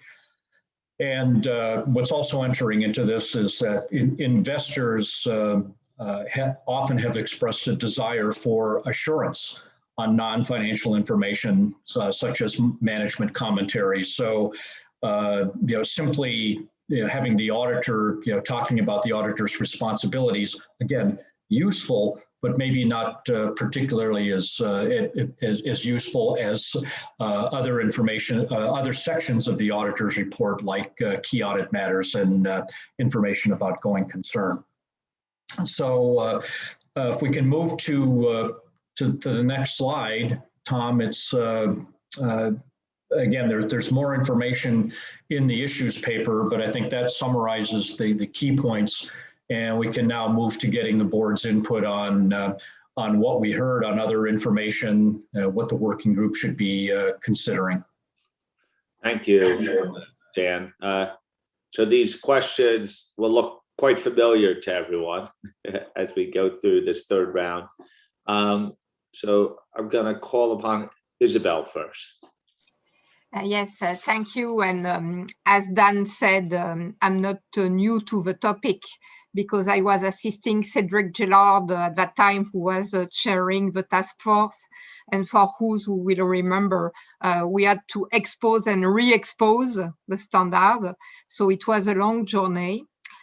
And I remember how difficult it was to have a definition and a scope for the other information that will work in all countries and all jurisdictions. I find the findings from the survey really worrying. Worrying because on one side, less than 50% of the investors find it clear that other information is not covered by the audit opinion. And on the other side, auditors say they cannot determine what is part of other information. So if we put these two findings all together, so maybe we should not combine these two findings, but if we try to do that, it means some people believe we have audited something we're not even able to identify. So if it's so, I think really we should work further on this standard and see how we can clarify things. And I also encourage the working group or the task force to continue to work on that. Maybe some national solutions will be found, or regional solutions, for example, in Europe, where you have a common definition of what should be in an annual report, at least for PI. But also, I think we have a great opportunity to work in close coordination with IAASB, because their project on management commentary is coming back. I understand, based on their work plan, that the exposure draft should get out in April 21. So it's quite soon. And I think we can work in close coordination with them, and it will feed our thoughts to work on how to help practitioners to implement 720. Thank you. Thank you, Isabel. Sue. Thanks, Tom and Dan. I haven't spoken before. This is an excellent paper and really good summary of the issues. For me, this was probably the most kind of troubling part of the report. Isabel's explained some of the differences, and you've highlighted a lot of practical issues. And I think part of the reason that I'm sort of troubled by this section is as you've explained, the kind of clarity of understanding around what is covered by the audit opinion, and also the fact that probably there's no easy fixes in this area. It's not necessarily on our work program at the moment, so I would encourage digging further into how we can make clearer what is and isn't covered. And I'm conscious that there's a lot of movement to expand non-financial reporting in Europe, sustainability reporting, and so on. So this kind of gap that we're dealing with is probably going to grow rather than get less. So that was the kind of big picture comment. On the practicalities, you mentioned the point about other information coming available after the auditor report is issued, and I think that's probably something where there are short-term actions that could be done. So thanks, Tom. Thank you. Kai? Thanks, Tom. It seems to me that the results on ISA 720 are very mixed. The question does arise whether the cost of the additional requirements in ISA 720 compared to the situation prior to its issuance were worth the benefits from a public interest perspective. Another matter I perceive is that there do appear to be jurisdictional differences in the views of investors and practitioners. In considering the public interest, the IAASB needs to be careful to take into account the global consensus on issues rather than seeking to follow matters that are popular a fewer larger jurisdictions. That's all. That's my two matters. Thanks, Tom. Thank you, Kai. Julie. Just quickly, Dan, the paper and the points that were raised from some of the practitioners that completed the survey really resonated with me as someone who spent quite a bit of time trying to interpret ISA 720 and how to implement it and how to provide our people with the appropriate guidance so that we got it right was a big effort. I would say year 2 is different than year 1 was, because year 2 we had a lot of questions and I think people are starting to get the hang of it. So maybe it is just a first year implementation challenge, but I do think there's a risk that there's going to be more of this kind of reporting, and we were shocked to see the variety of other information that was out there once we started to dig into it at our various clients, which maybe we wouldn't have come across all of that if we hadn't undertaken that effort. But I do think there's going to be more of it as our clients do more non-financial reporting. So I do think it's important that we try to take a look at this. And I do think there is probably a risk that there's inconsistency out there, even within a jurisdiction, as to what's classified as other information and how it's reported on. And so I would say of all the reporting standards, this one was probably the most challenging from an implementation standpoint. So it wouldn't be time wasted to take a look at some of these challenges. Whether or not ISA 720 needs a change or not, I don't know, but I do think that there's definitely some of these points that we should take a look at. Thank you.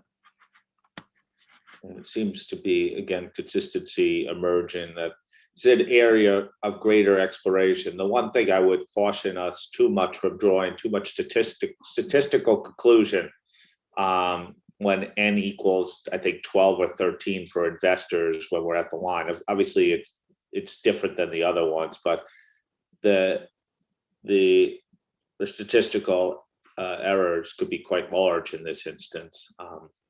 as well. Len. Yeah, thank you, Tom. Probably consistent with the comments that Julie has raised earlier. I wonder whether from the data we can further look into whether some of those issues are 720 related or auditor reporting related. That's number one.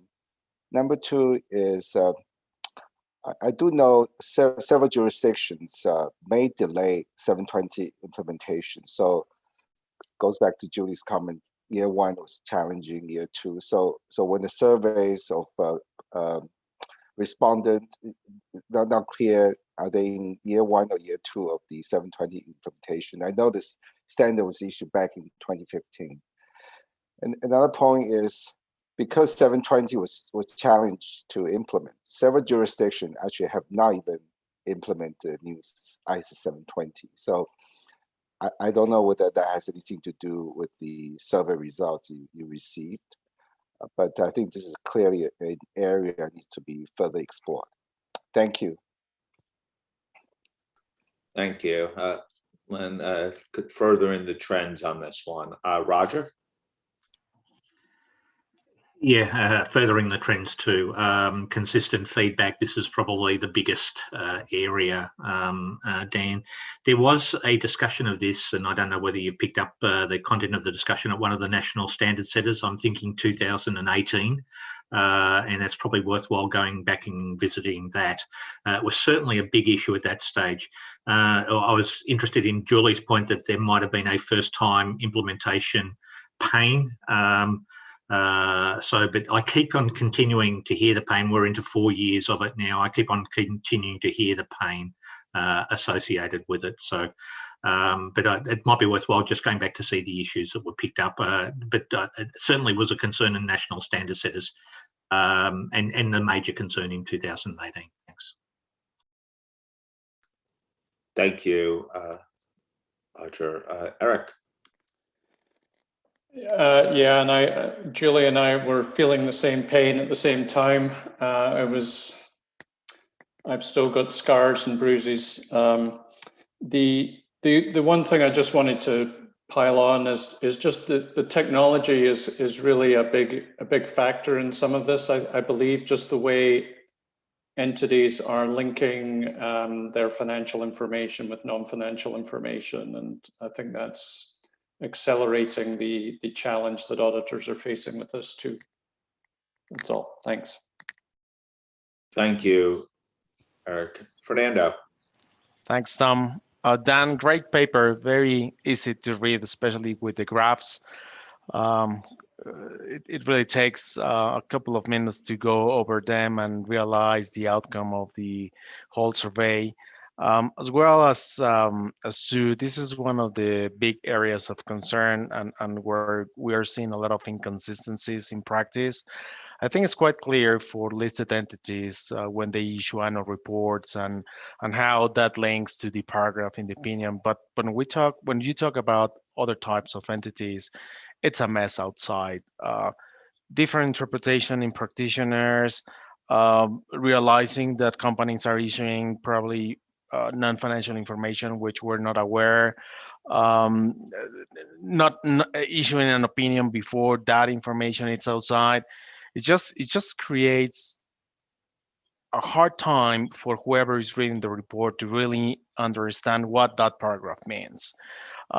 Some concerns about maybe trying to find out some additional information that it is not included in the financial statements. Others asking whether something was missing. I guess in reality, this piece, it's just creating a headache among the ones reading the opinion. And I think it really needs a little bit more research here. Thanks. Okay, so my read of this is an area that particular attention should be paid to, because if you do look at it, sort of an outlier in terms of the data that we received across categories of respondents. There's a desire, and a number of the concerns have been raised on this session. I'm not sure that anyone saying that we need to jump to action, but I think there's a desire for at least further study of root causes of concern and discrepancies in terms of inconsistencies of practice and understanding. Dan, I don't know if that's consistent with your read of the situation, but this seems to be like if there was an area to focus on, this may be one of them.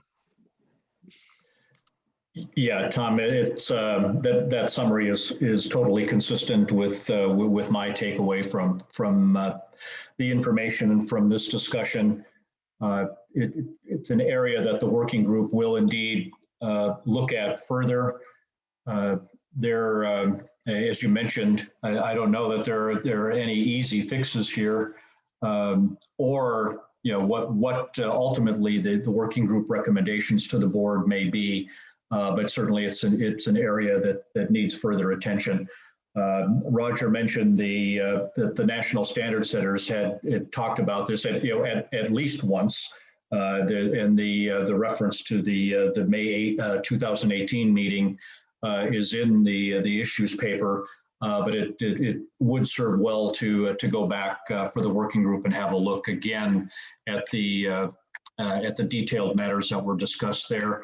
The other thing that's clear is that there were some frequently asked questions that were issued in the early days following the issuance of 720 revised, but those haven't been refreshed since then, and it sounds like the questions and the implementation challenges still exist out there. So at a minimum, I think the working group will need to go back and have a look at those, and that may form part of the working group's recommendations when it comes back to the board on this. But Tom, you're certainly right that this is an area for sure that will need further attention. Thank you to you and your team. Okay, so I think we're going up to the fourth section where we'll apply these two questions to. Yeah, if we can move to the next slide. It's the last, I'll call it, sections of the two sections of the paper prior to the way forward. So we'll have this round and then the board's final comments on the way forward. In this particular area, it's two things. The first one is whether there's anything else that should be added to the auditor's report.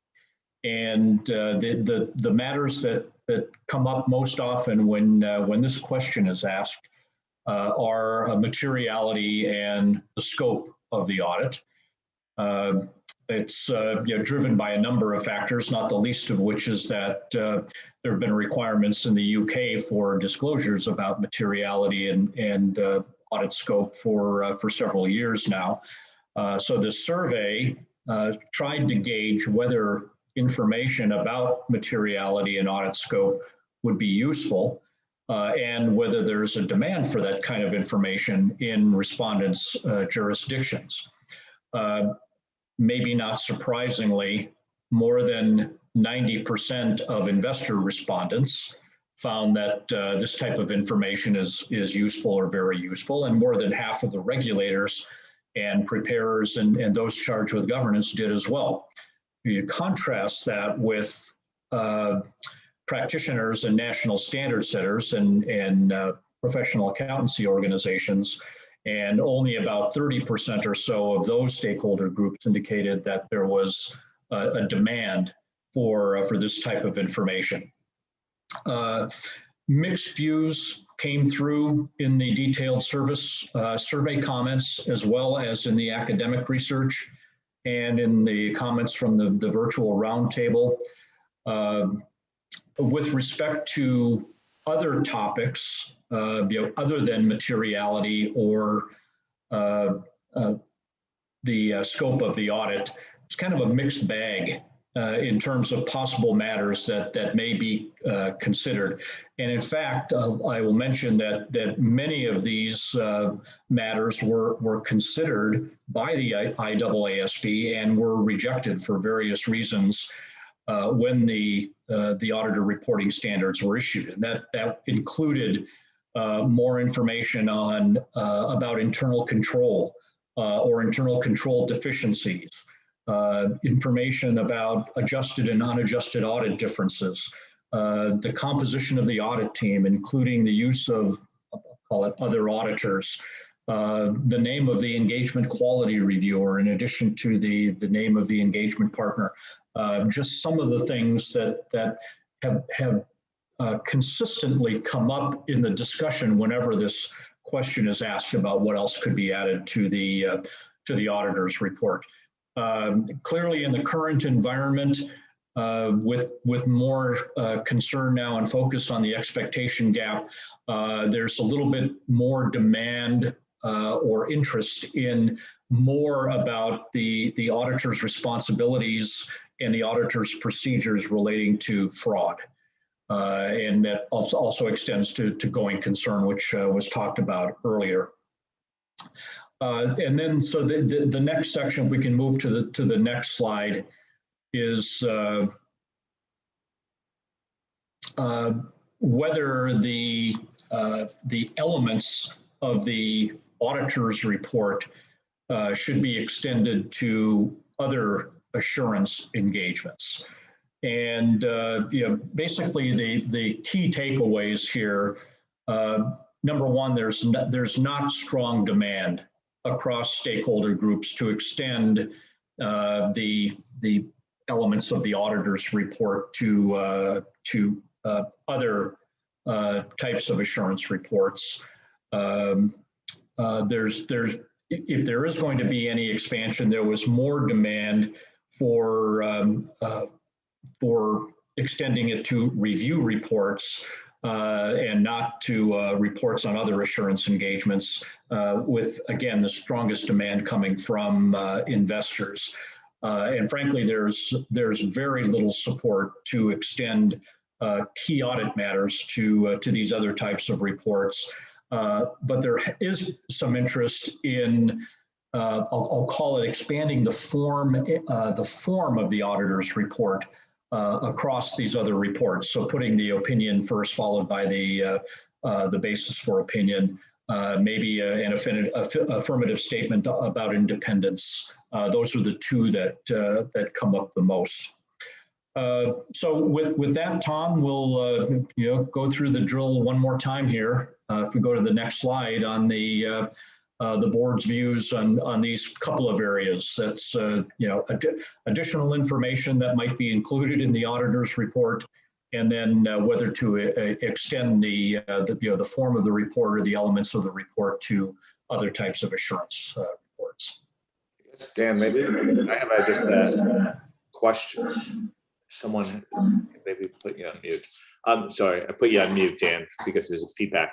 A question about the data a little bit. The one question is we include national standard setters and PAOs together, and since in one area they're sort of in the negative category, different from investors and regulators, I wondered whether there was a difference in national standard setters that were apart from the profession, PAOs versus those that were inside, or is it the national standard setters in general? And maybe some of our board members that are associated with national standard setters could comment on that in their feedback. It may be something worth examining in the future. Okay. We may not have the data quite with us, but we'll take a look at that, I guess. I saw Dan nodding. Any comments on this section, additional information and other engagements?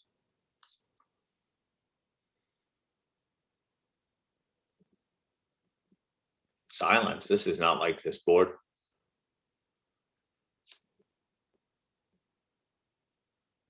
Josephine. Dan, thank you. I actually only had one minor comment, and that was on the restructuring of the reports. And Roger might actually want to jump in on this as well, not to put you on the spot, Roger, but in the recent consultation that we put out in the UK for 2410, we have actually restructured the report in the illustrative examples in the back. So we'll be looking to get some feedback on that from our respondents. So obviously, as we get that feedback, I'll pass that on to you and let you know what we've heard from that perspective. But it was very difficult for us to even make the targeted changes that we wanted to make, which were primarily around going concern, without actually then restructuring the reports as well. So that made it more difficult. But anyway, so that was the point I just wanted to raise on that. Thank you. Okay, we're being less bashful now. Eric. Yeah, I agree with the sort of basic conclusions from the outreach on all of these matters. I think, the one thing that I would say the strongest support for my stakeholders was the reordering of the opinions across the broad range of engagements. They thought that was really worth doing. Sounds like it could be a fairly easy fix, and yet it could have a big difference in terms of people's understanding of the report. So that was what I heard. Thank you. Thank you, Eric. Roger? Yeah, thank you, Josephine, for putting me on the spot. Very much appreciated. Yeah, we have gone through reordering, especially with 2410, positive feedback in that particular area. The inconsistency in process out there is beneficial. With regard to national standard setters, I'll have a go, Tom. Look, there is a variety of national standard setters and you'll get a variety of views, but again, the population that we're getting or the responses we're getting, it's going to be hard to divide it anymore to get very much meaningful. We're getting into smaller numbers, so we just have to encourage national standard setters to be better at responding to these types of areas. The one we get consistently, Dan, is materiality and the diverse views, and I think it's reflected there. Again, what we see with materiality in practice and what people are responding to is, again, something that's fairly systematic. One firm seems to have adopted it as a national or an international policy, and other firms don't seem to have adopted it, don't seem to have seen the benefits. So they've stepped back and seen the benefits. So there's obviously some evidence there on why and why then firms have looked at it and said no. So in the different jurisdictions. So, but that's the one we keep on getting some feedback on from groups or user groups as to potential benefit, but can't really understand why then the reasons from the preparer from the auditors as to the reasons why we see that systematic. Might be worth exploring. Thank you. Thank Roger. We'd like to put at least one or two people on the spot each night at our board meetings. You responded well. Dan, back to you. Okay, thank you, Tom, and thanks for the input on this. I mean, I think the working group can have a further look at particularly the restructuring of the report as it relates to 2410 or other types of assurance reports. Maybe do a little bit of a deeper dive to see what's being done in other jurisdictions in that regard that can help to form the basis for working group recommendations in this area. As it relates to materiality and scope of the audit, it has been quite jurisdiction specific. Josephine may know whether, to what extent that information is also being done in other parts of the world. But I know it's it's been something that's been a focus in the UK. And there have been different suggestions for either refining or improving or adding to the discussions about materiality. Regulators and others that have done a look at the auditor's reports have noted that, and investors consistently have said that that information is useful. But from the practitioner's perspective, it goes all the way back to the discussion by the board about the concerns that materiality may not always be understood by users, particularly performance materiality.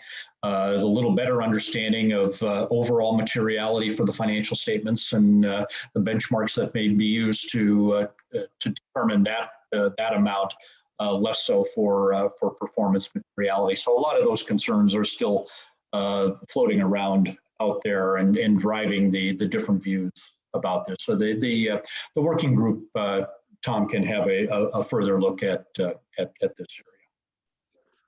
Thank you, Dan. Any reactions? Okay, we'll take into account all of the feedback we received. I think Dan's going to explain what the thought is about our way forward, about next steps on auditor reporting. Sure, Tom. If we can move to the next slide. Basically, it's section 10 of the paper. It's a fairly short section, and it's describes what what the next steps may be and the timetable for the various touch points with the board yet in the rest of 2021. Obviously, the working group will continue to monitor developments around the world. We'll take all of this great input that has been received today and try to think about where the deeper dives may need to be in looking at the data, or pursuing a little bit more some of the comments that have been come through, and maybe some of the reasons for differences of views. We'll be looking at the results from the feedback of the board's discussion paper on fraud and going concern. Certainly working with and coordinating with those respective working groups.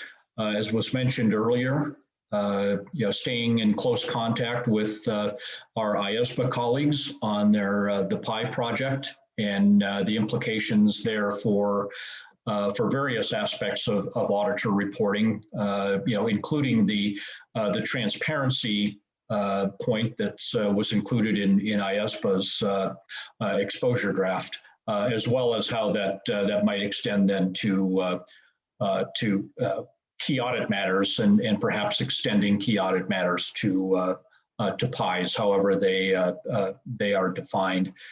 And we haven't mentioned it yet, but the working group will also be taking a look at a joint project of the IAASB and the New Zealand Auditing Standards Board. I think the Australian board might have had some input in that, and the coordination with other standard setters or organizations. But essentially, this stems from a discussion that the board had a couple of years ago in developing the quality management standards on the circumstances where the signing partner might be different from the engagement partner, located in a different jurisdiction. And the board decided at that time that it warranted some further investigation as to what the circumstances might be, as to when that might happen, and that with the involvement and leadership of our folks in that part of the world, we have some information to further consider. That will be part of the working group's further deliberations as well. The next touch point then for the board would be to come back based on the input today in the third quarter of this year, maybe with some initial views on targeted issues, other information, for example, going concern, and a couple of the other issues discussed today. And then ultimately, the working group's goal would be to come back to the board in the fourth quarter of this year with the recommendations for board consideration coming out of the post-implementation review. The other point noted in the paper was the working group's intention to publish a feedback statement, principally on the results of the stakeholder survey, sometime late in the second quarter of this year, and more will be coming on that process as we move forward on that. So, Tom, I think that's the summary of the next steps in the timetable, just to see if the board has any particular comments or reactions to the next steps and the timing. Okay, on this one, Dan, if you just put you on mute, thank you. On this one, if you're supportive, you don't need to raise your hands, but we will take comments on those who have advice for us or other suggestions as we go forward here. Josephine. Thank you, Tom. Of course, I'm very supportive of everything here, Dan. The only thing I was going to suggest is that when you do put out the feedback statement, some of the comments that came from the survey lend themselves well to some of the work that we've already done. So, a simple example is the comment around climate risks. Well, our staff alert very much discusses how ISO 700-701 could be applied when in respect of auditors' responsibilities in respect of climate risk. So some references there, and also to all the implementation guidance that you've prepared. And talking about conversion, you have, if I remember from the top of my head, there is a document that was prepared on PCAOB standards and IAASB standards when the PCAOB reporting standards were released, and things like that. So there's some essentially not complete, but almost quick wins there. And potentially in some of the descriptions of CAMs and the examples that's helpful around avoiding boilerplate. So that was just a suggestion for the feedback statement. Thank you. Thank you, Josephine. Roger? And just quickly, further feedback, I think it's worthwhile reaching out to national standard setters. A lot of the national standard setters do mirror the IAASB's work program. So a number of them have post-implementation reviews, which they will continue on. They're looking at your paper here. They'll continue on working and identifying issues within their jurisdictions. It's probably worthwhile finding out which ones they are and getting a better feedback and coordination loop through that particular area. Thank you, Roger. Eric. Thanks, Tom. I just wanted to reinforce the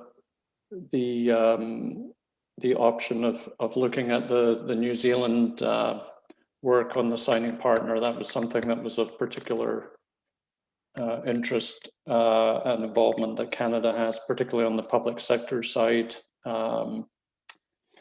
And just endorse what Josephine was saying about whether there's some quick wins that could actually be started offline, quickly. And some of these existing documents that to evaluate what changes might be made. I think that would be good. We could start that fairly quickly, I would think. Thanks. Thank you, Eric, and others. Any other suggestions? I like the concept of quick wins. Okay, so I see broad support for the proposed way forward on auditor reporting. Few suggestions and areas that the work group could focus on in the post-implementation review and follow-up steps, but general support for the board, strong support. Dan? Thanks, Tom. Concur with that in terms of the broad support here on the way forward, and just to thank the board once again for the the very valuable comments received today. The working group will have a number of challenges yet and some work to do, but we'll plan to be coming back to the board, as I mentioned again, in both the third quarter and the fourth quarter of this year.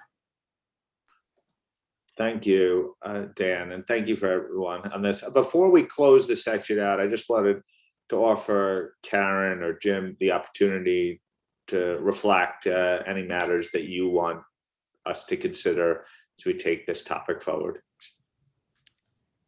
Tom, I guess I'll go first. And I thought it was a very good discussion. One thing that struck me though was the fact that I don't recall having a discussion, a look back on an issued standard. And I thought it was very informative to do that. And I hope we continue to do that with other standards. I think the CAG would find that helpful to determine whether or not all that work that went into revising a standard was cost beneficial and in the best interest of the public. So thank you, Dan. That was a great presentation, by the way. Thank you. Karen, Eddie? Yes, I wanted to just say I too found the feedback that was received and the analysis that was put together in the material excellent quality. Thank you very much, Dan, and everyone who worked on that.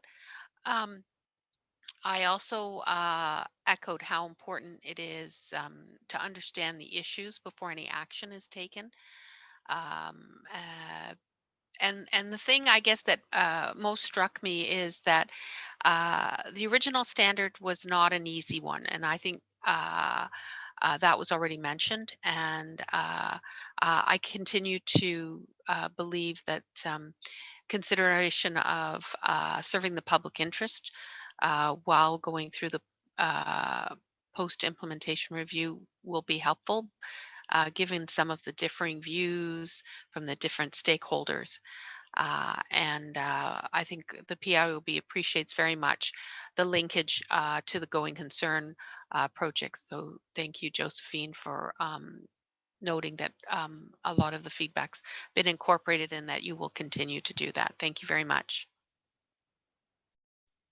Thank you. And just, Vili, I wanted to ask you a question. It's because we have new board members, and some of who joined this effort well after the standard was passed. Can you remind us at what point post-implementation reviews occur and for how long the review generally takes place? Thank you, Tom, and Jim, also for your comment, because there's clearly a lot of value in this. So if you remember yesterday's discussion when we looked at the framework for activities, we spoke about category A, the information gathering and the research activities. And in there, we've specifically mentioned post-implementation reviews. So I think we do see it as a very important aspect, especially for the more fundamental standards, the bigger projects. We won't necessarily do a post-implementation review on every single standard, but for those where the impact is really great, it does make sense to just reflect back and see if your objectives have been achieved. Normally, we have to take into account, and I think with this project more than probably others, it came out that you need to give the standards enough time to bed down and to be fully absorbed into the system. And that's obviously very difficult to gauge at a global perspective because different jurisdictions will also have their own implementation dates. But generally speaking, we would be looking at starting a post-implementation review 2 to 3 years after the effective date of the standard. And then once we start, well, it depends a little bit on this, again, the size of the implementation review. But it can often take up to 12 months to come to a point of recommendations. This one probably, to be honest, was on the table to happen a little bit quicker, but because of the COVID-19 lockdown last year, auditor reporting in post-implementation was one of the ones that was a casualty whenever we put an agenda together. We said, well, there's at the moment more urgent things to to give attention to. But that's sort of a general timeline, Tom. The important thing is that you need to give time for the standard to just settle down so we can get meaningful input. That's particularly relevant in this environment where the standard is actually being implemented on different timetables in different jurisdictions. Thanks, that's really helpful context for all of us. It's probably a good reminder for some of us too. Okay, let's bring this to a close, but I think, as I said yesterday, great job to the teams putting together the papers. Spectacular work. I appreciate all the board and staff members have done in preparing for these discussions, which are really important. I know you will want to relive this discussion. It went so well, so quick, and you'll get the chance when the draft minutes come out, and the draft minutes will be there for your approval at the March 2021 meeting. Along with the minutes of the December 2020 meeting and our January 26th video conference. So I know you will set your clocks for when those get posted. Speaking of posted, Billy, what can you tell us about posted for the March meeting? Yes, thank you, Tom. One thing must be said about Lynn, that even when she doesn't attend the meeting, she's got enough people speaking on her behalf. So we heard from Sylvia before, and I'm also going to make a little bit of a punt for Lynn in terms of an ER that's coming up at our March meeting. In general, posting week is the week after next. So staff know that posting Friday is February the 26th. So we hope to have all the material with the board by February 26th. The one exception is ER, because we really want to get this guidance approved at the March meeting. We are working towards next week, Wednesday, February 17th, to actually post the ER material to the board.